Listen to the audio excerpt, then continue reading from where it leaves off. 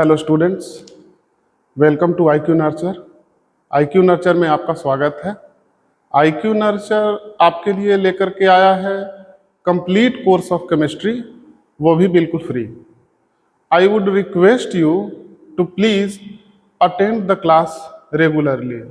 मैं आपसे रिक्वेस्ट करूँगा कि प्लीज़ क्लासेज रेगुलरली अटेंड करें। आज हमारी केमिस्ट्री की ये दूसरी क्लास है। पहली क्लास में, केमिस्ट्री की पहली क्लास में हमने डिस्कस किया था कि केमिस्ट्री के पहला चैप्टर जो है बेसिक कॉन्सेप्ट्स इन केमिस्ट्री, उसमें हमें क्या क्या सिलेबस में पढ़ना है। और उसके बाद हमने पहला टॉपिक डिस्कस किया था। पहला टॉपिक क्या था? मैटर एंड इट्स नेचर, पदार्थ और इसके नेचर के बारे में हमने पहले टॉपिक में डिस्कस किया था।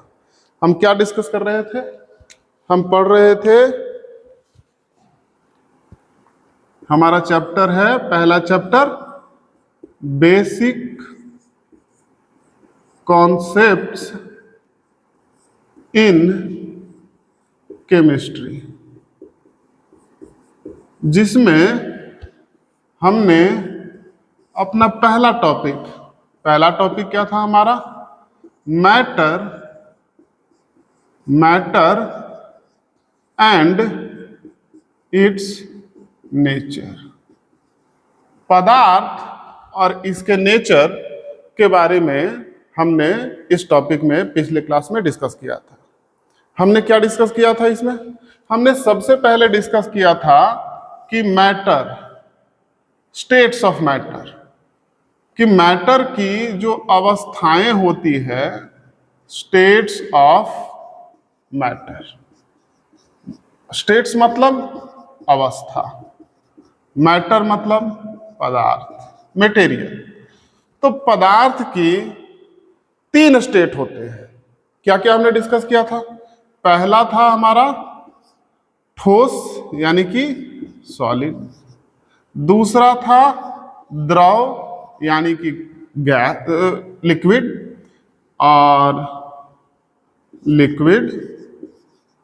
और तीसरा था gas. Solid, liquid and gas, पदार्थ की ये 3 अवस्थाएं होती हैं। इसके बारे में हमने डिटेल से डिस्कस किया था कि सॉलिड, लिक्विड, गैस क्या होता है।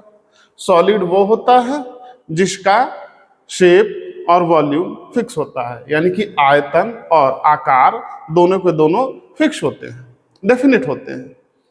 लिक्विड में इसका आयतन तो फिक्स होता है, इसका वॉल्यूम तो फिक्स होता है, लेकिन इसका शेप फिक्स नहीं होता। गैस में हमने बात की थी कि ना तो इसका वॉल्यूम और ना ही इसका शेप, दोनों में से कोई भी फिक्स यानी कि डेफिनेट नहीं होता। वॉल्यूम यानी कि इसका आयतन और शेप यानी कि इसका आकार, दोनों के दोनों इनडेफिनिट होते हैं, डेफिनिट नहीं होते हैं। उसके बाद में हमने बात की थी कि सॉलिड, लिक्विड और गैस इंटर कन्वर्टेबल होते हैं।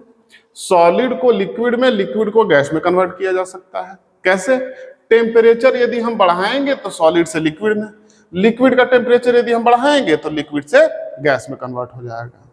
क्यों होता है ऐसा? हमने माइक्रोस्कोपिक लेवल पे जाकर के बात की थी कि सॉलिड के पार्टिकल्स जो होते हैं वो एक दूसरे से काफी रिजिडली, काफी अच्छी तरीके से बंधे होते हैं। उन दोनों के बीच का फोर्स ऑफ अट्रैक्शन बहुत ज्यादा होता है।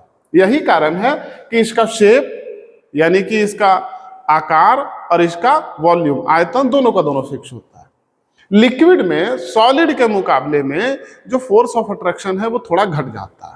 यही कारण है कि इसका शेप तो फिक्स नहीं रह पाता, लेकिन फिर भी वॉल्यूम फिक्स रहता है, डेफिनेट रहता है। और गैस में हमने बात की थी कि ये जो फोर्स ऑफ अट्रैक्शन है वो काफी कम होता है। जब फोर्स ऑफ अट्रैक्शन काफी कम होता है तो गैस के जो पार्टिकल्स हैं इधर उधर मूव करते रहते हैं, इसीलिए ना तो इसका शेप और ना ही इसका वॉल्यूम, दोनों में से कोई भी फिक्स यानी कि दोनों में से कोई भी डेफिनिट नहीं होता है। फिर हमने डिस्कस किया था, ये था हो गया स्टेट्स ऑफ मैटर। फिर हमने डिस्कस किया था classification of matter, classification of matter. Matter को हमने क्लासिफाई किया था। मैटर को कितने भागों में हमने क्लासिफाई किया था? सबसे पहले मैटर को हमने दो भाग में क्लासिफाई किया था। कौन से थे वो? पहला था मिक्सचर और दूसरा था pure substances. Pure substances. Mixture को फर्दर हमने क्लासिफाई किया था, यानी कि डिवाइड किया था दो भाग में। पहला हो गया होमोजीनियस मिक्सचर, होमोजीनियस मिक्सचर, और दूसरा था हमारा heterogeneous mixture, heterogeneous mixture. Pure substance को हमने दो भागों में डिवाइड किया था, क्लासिफाई किया था। पहला था एलिमेंट और दूसरा था कंपाउंड। हमने बात की थी कि मिक्सचर क्या होते हैं? कोई भी दो मैटर, दो मटेरियल, दो पदार्थ को यदि आप आपस में मिक्स कर देते हैं तो वो मिक्सचर बन जाता है। एक बहुत अच्छा सा एग्जांपल हमने दिया था कि जो खाने वाला मिक्सचर होता है वो एक हेटेरोजीनियस मिक्सचर होता है। उसमें क्या क्या मिले होते हैं? उसमें काजू भी होता है, उसमें किशमिश भी होता है, उसमें नमकीन भी होता है, उसमें फ्राइड दाल भी होते हैं। ये सारे मिक्स फॉर्म में होते हैं जो कि यूनिफॉर्मली अच्छी तरीके से मिक्स नहीं होते हैं, तो इसीलिए इनको हम हेटेरोजीनियस मिक्सचर कहते हैं। और इसका एग्जांपल दिया था हमने कि सपोज शुगर और सैंड को हमने मिक्स कर दिया, तो ये जो मिक्सचर मिलेगा ये हमें हेटेरोजीनियस मिक्सचर मिलेगा, होमोजीनियस मिक्सचर नहीं। होमोजीनियस मिक्सचर की हमने बात की थी कि होमोजीनियस मिक्सचर होता है जिसमें कंपोनेंट्स जो होते हैं, मैटर जो होता है, दो या दो से जो अधिक मैटर हमने लिया है, वो अच्छी तरीके से यूनिफॉर्मली मिक्स हो गया है, तो इसको हम कहते हैं होमोजीनियस मिक्सचर। जिसका हमने एग्जांपल लिया था कि सपोज हमने शरबत बनाया, तो शरबत is an example of homogeneous mixture, जिसमें शुगर और वाटर अच्छी तरीके से यूनिफॉर्मली मिक्स हो जाते हैं। फिर हमने बात की थी एलिमेंट के बारे में। एलिमेंट क्या होते हैं? एलिमेंट ऐसे मैटर होते हैं जो सेम टाइप के एटम से मिलकर के बने होते हैं। यदि एक या एक से ज्यादा टाइप ऑफ एटम या एलिमेंट से मिलकर के यदि वो कोई मैटर बना हो तो उसे हम कंपाउंड कहते हैं। एग्जाम्पल लिया था हमने, इसका एग्जाम्पल लिया था हाइड्रोजन, लिया था नाइट्रोजन, देखा था हमने। हीलियम एक एलिमेंट है। फिर हमने देखा आयरन, कॉपर एक एलिमेंट है। इसका एग्जाम्पल हमने देखा था कि H2O, H2SO4, ये सब कंपाउंड है। ठीक है, तो ये सारी बातें हमने पिछले क्लास में की थी। अब हमारा जो अगला टॉपिक है वो है एटम, मॉलिक्यूल, एलिमेंट और कंपाउंड। उसे थोड़ा सा डिटेल से पढ़ना है हमें दूसरा टॉपिक में। हालांकि इससे पहले हम जो हमारा तीसरा टॉपिक था, क्योंकि एटम के बारे में जानना है तो डिस्कस कर लेते हैं डाल्टन्स एटॉमिक थ्योरी, कि डाल्टन्स एटॉमिक थ्योरी क्या है। तो आज की क्लास में हम देखेंगे डाल्टन्स एटॉमिक थ्योरी। एटम के बारे में जॉन डाल्टन ने या फिर पहले भी लोगों ने बातें की हैं। तो जॉन डाल्टन पहले ऐसे साइंटिस्ट कह लो, साइंटिस्ट थे जिन्होंने एटम के बारे में कुछ थोड़ी सी डिटेल में बातें की। एटम के बारे में इससे पहले भी फिलोसोफर्स ने बातें की है।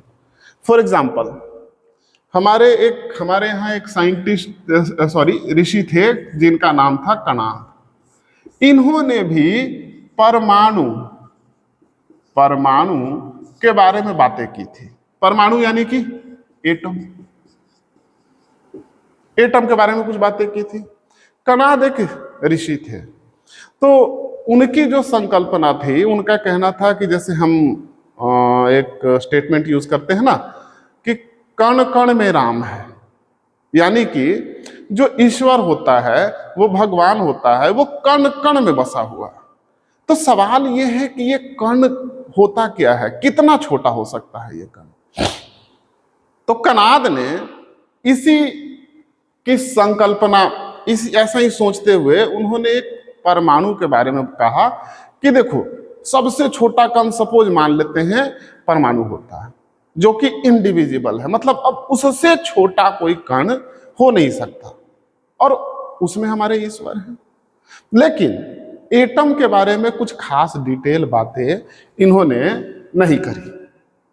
पहली बार, हालांकि एटम की संकल्पना जैसे ग्रीक फिलोसफी में लगभग 500-600 ईस्वी पूर्व की बात है ये, उन्होंने भी संकल्पना की थी एटम के बारे में कि एटम क्या हो सकता है, बहुत छोटा होगा, इनडिविजिबल होगा, ये सारी बातें की थी, लेकिन एटम के बारे में कुछ खास बातें उन्होंने नहीं करी, इसीलिए उनकी बातें हमें नहीं पढ़ी।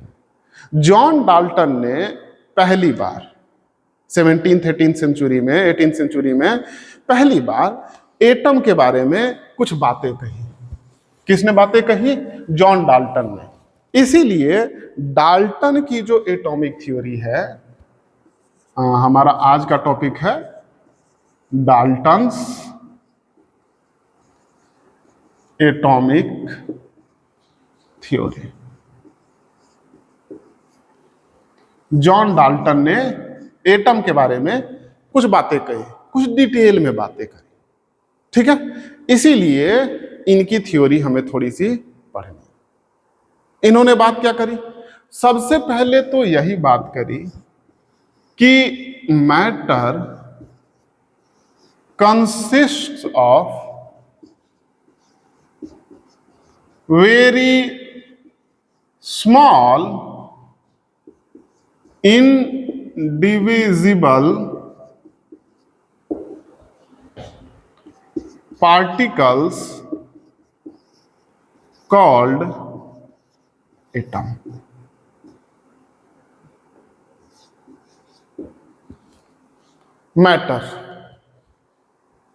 मैटर यानी कि मटेरियल।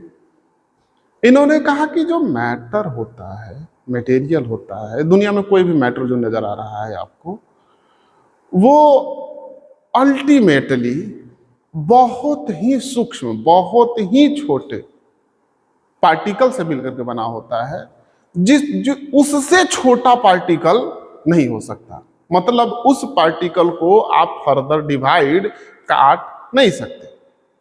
इस छोटे पार्टिकल को हम एटम कहते हैं या फिर एटम कहेंगे। तो उन्होंने कहा कि जो मैटर होता है बहुत से, सपोज कि मैटर मान लेते हैं, इसको आप डिवाइड करते जाओ, डिवाइड करते जाओ, डिवाइड करते जाओ, तो फिर ये छोटा मिला, इसको भी आप डिवाइड करते जाओ, फिर छोटा मिला, इसको भी आप डिवाइड करते जाओ, तो अल्टीमेटली एक आपको छोटा सा पार्टिकल मिलेगा, जिससे मिल करके ये मैटर बना है।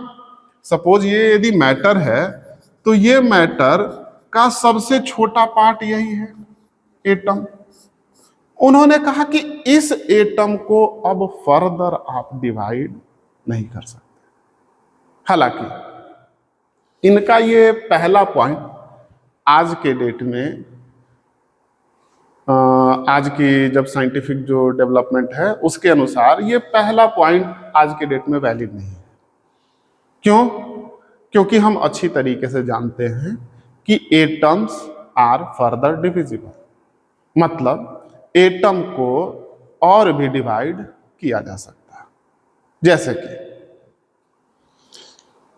एटम, सपोज कि एक हाइड्रोजन का एटम ले लेते हैं, ये हाइड्रोजन का एटम है, हाइड्रोजन है, जिसमें अंदर में प्रोटॉन और न्यूट्रॉन रहता है। हालांकि इसमें एक ही प्रोटॉन होते हैं, और बाहर में इलेक्ट्रॉन जो है वो रिवॉल्व करता रहता है। हालांकि आज के डेट में ये नोन फैक्ट है, ये हम जानते हैं। तो इसे हम डिवाइड कर सकते हैं, अलग कर सकते हैं। मतलब ये यदि हाइड्रोजन है, तो हाइड्रोजन का न्यूक्लियस जो कि बन गया H+, इसका यदि एक इलेक्ट्रॉन इसमें से निकाल दिया जाए, एक इलेक्ट्रॉन हम यदि निकाल दे, तो H+ और इलेक्ट्रॉन के रूप में H+, जिसमें मेन आपका प्रोटॉन है अंदर में, तो प्रोटॉन और इलेक्ट्रॉन के फॉर्म में इसे अलग किया जा सकता है, H+ और इलेक्ट्रॉन। मतलब एटम को हमने प्रोटॉन और इलेक्ट्रॉन, एटम को दो फर्दर पार्ट में हमने ब्रेक कर दिया, तो एटम तो डिवाइड हो गया ना। तो ये वाली जो बात इन्होंने कही कि matter consist of very small particles, ठीक है, इनडिविजिबल, लेकिन ये जो इनडिविजिबल था कि फर्दर आप इसे डिवाइड नहीं कर सकते, इसे ब्रेक नहीं कर सकते, ये आज के डेट में गलत साबित हो चुका है। लेकिन फिर भी इनकी एटम के बारे में संकल्पना, जो पहली बार ऐसी डिटेल में संकल्पना दी, वो सराहनीय थी, उल्लेखनीय थी। इनके सेकेंड पॉइंट के बारे में आते हैं। अब यह था पहला पॉइंट एटम के बारे में, उन्होंने क्या कहा। अब आते हैं कि एटम के बारे में और भी कुछ बातें कही क्या, तो आंसर है हाँ। एटम के बारे में उन्होंने फर्दर बताया कि second point, all the atoms of an element have identical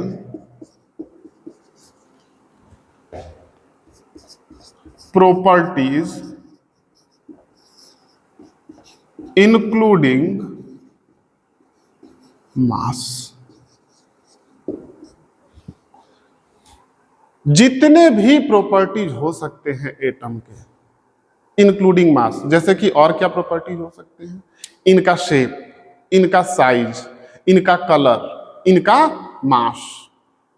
यदि वो एक ही एलिमेंट के एटम हैं तो सारे के सारे एटम एक जैसे ही होंगे, आइडेंटिकल होंगे। यही बात इन्होंने कही। और इन्होंने आगे क्या कहा, इन्होंने कहा कि atoms of different elements are different. यदि दो एटम हैं अलग अलग एलिमेंट के, तो वो डिफरेंट होंगे एक दूसरे से। एग्जाम्पल के तौर पे सपोज कि फेरम है, फेरम यानी कि आयरन। तो आयरन में यदि देखा जाए तो आयरन छोटे छोटे एटम से मिलकर के बना है। आयरन छोटे छोटे एटम से मिलकर के बना है। लेकिन खास बात क्या है कि यदि ये पहला एटम है, दूसरा एटम, तीसरा, चौथा, पांचवा, छठा, सातवां, आठवां, नौवां, 10वां, 11, 12, तो ये 12 के 12 एटम आपस में सिमिलर है। सिमिलर मतलब इनका साइज एक जैसा है, इनका शेप एक जैसा है, इनका मास इक्वल है, बराबर एक जैसा है। लेकिन यही बात हमारे पास यदि मान लेते हैं एक फेरम है, एक कॉपर है, ठीक है, तो हम इनके लिए ये बातें नहीं कर सकते। उदाहरण के तौर पे फेरम का जो एटम होता है वो थोड़ा सा छोटा होता है। कॉपर का एटम का मास फेरम के एटम के मास से थोड़ा सा बड़ा होता है। यानी कि ये दो अलग अलग एटम यदि हैं तो इन दोनों का प्रॉपर्टी अलग अलग होगा, इंक्लूडिंग मास। इनका शेप अलग होगा, साइज अलग होगा, मास अलग होगा, इनके केमिकल प्रॉपर्टीज भी अलग अलग होंगे। तो यदि ये दो एलिमेंट के एटम हैं तो अलग अलग होंगे, लेकिन यदि ये एक ही एलिमेंट के बहुत सारे एटम हैं तो एक जैसे होंगे। ये बात सही है, आज के डेट में भी ये बातें बिल्कुल सही है। जॉन डाल्टन ने इसके बाद क्या बात कही एटम के बारे में? एटम के बारे में उन्होंने दो और बातें कही।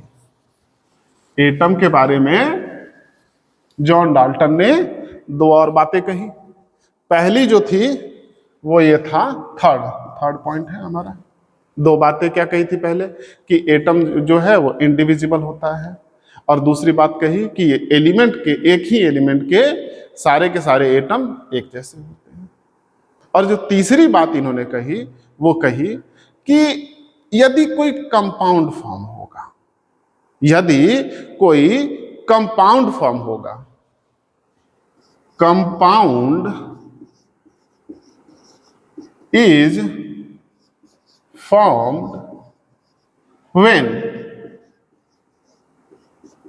two or more than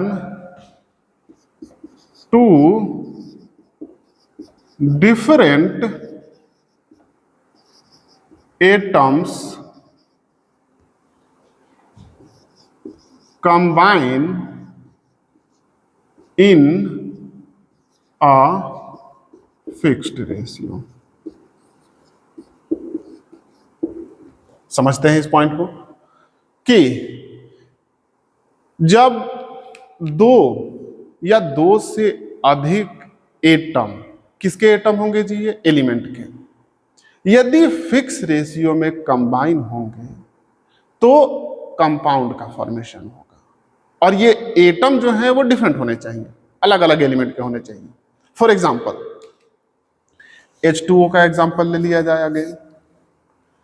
H2O में हाइड्रोजन का नंबर ऑफ एटम, हाइड्रोजन के 2 एटम और ऑक्सीजन के 1 atom in a fix ratio.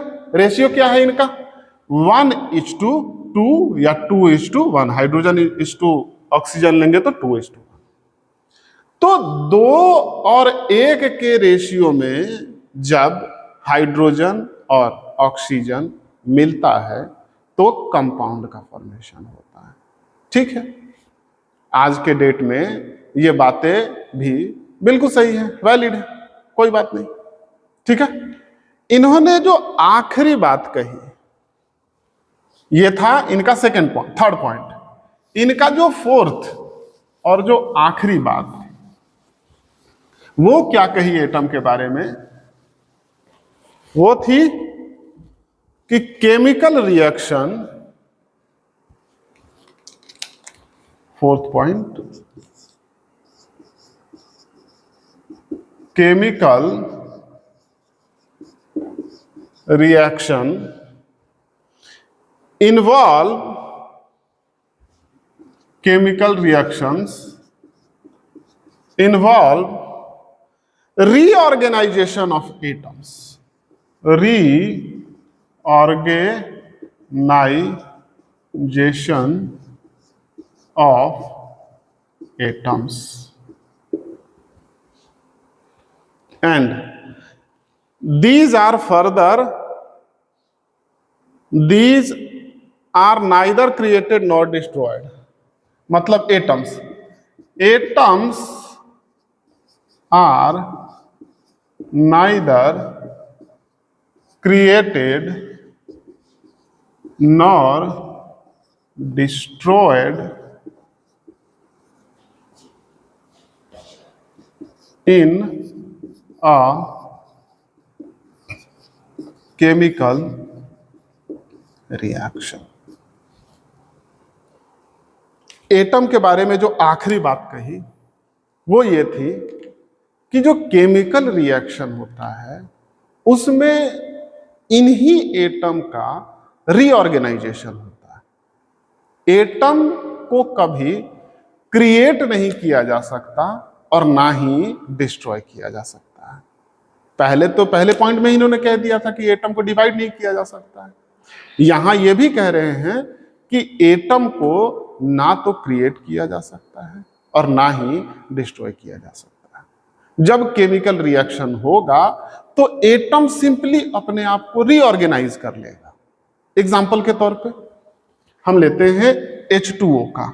H2O का फॉर्मेशन कैसे होता है, जब H2 प्लस O2 H2O, तो 2H2O बैलेंस कर लेते हैं 2।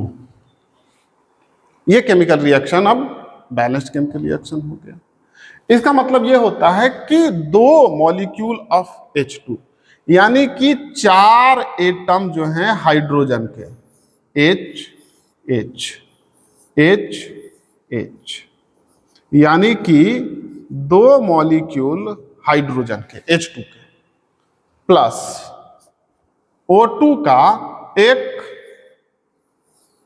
O2 का O और O, एक मॉलिक्यूल, जब ये मिलेंगे तो ये रीऑर्गेनाइज कर लेंगे। रीऑर्गेनाइज कैसे करेंगे? देखो, पहले हाइड्रोजन हाइड्रोजन से जुड़ा है, ऑक्सीजन ऑक्सीजन से जुड़ा है, लेकिन H2O में क्या होता है कि जो ऑक्सीजन है वो हाइड्रोजन से जुड़ गया और एक और मॉलिक्यूल ऐसा ही बन जाएगा। दो मॉलिक्यूल है ना, हाइड्रोजन और हाइड्रोजन। ध्यान से देखें इस चीज को। पहले हाइड्रोजन हाइड्रोजन से जुड़ा हुआ था, ऑक्सीजन ऑक्सीजन से जुड़ा हुआ था। अब हुआ क्या कि हाइड्रोजन ऑक्सीजन से जुड़ गया और दूसरा हाइड्रोजन भी ऑक्सीजन से जुड़ गया। ऑक्सीजन ऑक्सीजन जो आपस में जुड़े हुए थे ये टूट गए। तो यहां हुआ क्या? एटम्स, नंबर ऑफ एटम्स कितने थे? 1 2 3 4। हाइड्रोजन के 4 एटम थे, यहां हाइड्रोजन के 1 2 3 4 यहां 4 ही एटम है। ऑक्सीजन के 2 एटम थे, ऑक्सीजन के 2 ही एटम है। हुआ क्या? फाइनली ये रीऑर्गेनाइज हो गया। रीऑर्गेनाइज हो गया मतलब कौन किससे जुड़ा हुआ है वो बदल गया, अपने आप को रीऑर्गेनाइज कर लिया। लेकिन इस प्रोसेस में ना तो एटम बना और ना ही एटम डिस्ट्रॉय हुआ, खत्म हुआ। तो ये पॉइंट फाइनली एक बार फिर से देख लेते हैं। क्या कहता है? Chemical reactions involve reorganisation of atom. यदि केमिकल रिएक्शन होगा तो एटम का सिर्फ रीऑर्गेनाइजेशन होगा। Atoms are neither created nor destroyed in a chemical reaction. एक केमिकल रिएक्शन में एटम को ना तो क्रिएट किया जा सकता है और ना ही डिस्ट्रॉय किया जा सकता है। तो आज की लेक्चर में हमने देखा कि डाल्टन्स की एटॉमिक थ्योरी क्या है, जॉन डाल्टन ने एटम के बारे में क्या बातें कही। हमने 4 पॉइंट देखे। पहले पॉइंट में क्या कह रहे थे वो कि एटम जो होता है वो इनडिविजिबल होता है। मैटर जो होता है वो बहुत सारे एटम से मिलकर के बना होता है और एटम काफी छोटा होता है और इनडिविजिबल होता है। हालांकि आज की डेट में ये पॉइंट वैलिड नहीं है। दूसरा पॉइंट हमने देखा कि एटम जो होते हैं वो एक ही एलिमेंट के यदि एटम हैं तो सारे के सारे एक जैसे एटम होंगे, उनका मास भी एक जैसा ही होगा, उनका साइज भी एक जैसा ही होगा। और यदि दो एटम अलग अलग एलिमेंट के हैं तो वो दोनों के दोनों एटम का शेप, साइज, मास सब अलग होगा। फिर तीसरा पॉइंट हमने देखा कि जो कंपाउंड होता है जो कि एटम से मिलकर के बना होता है, तो जो कंपाउंड है वो डिफरेंट डिफरेंट टाइप के एटम से मिलकर के बना होता है, लेकिन वो डिफरेंट डिफरेंट टाइप के जो एटम होते हैं वो एक फिक्स रेशियो में मिलने चाहिए। ऐसे ही नहीं किसी भी रेशियो में मिल जाए तो नहीं होगा, वो एक फिक्स रेशियो में मिलना चाहिए। और फिक्स रेशियो में जब एटम्स कंबाइन होते हैं तो मॉलिक्यूल का फॉर्मेशन होता है और मॉलिक्यूल जो है वो कंपाउंड का छोटा यूनिट होता है। ठीक है। फिर आखिरी पॉइंट में हमने देखा कि केमिकल रिएक्शंस में रीऑर्गेनाइजेशन होता है एटम का। केमिकल रिएक्शन में ना तो एटम डिस्ट्रॉय होता है और ना ही एटम क्रिएट होता है। आज के लिए इतना ही। बाकी हम अगले क्लास में अगेन एटम, मॉलिक्यूल, एलिमेंट और कंपाउंड के बारे में थोड़ा सा डिटेल से चर्चा करेंगे। आज की लेक्चर देखने के लिए आपका धन्यवाद। Thank you.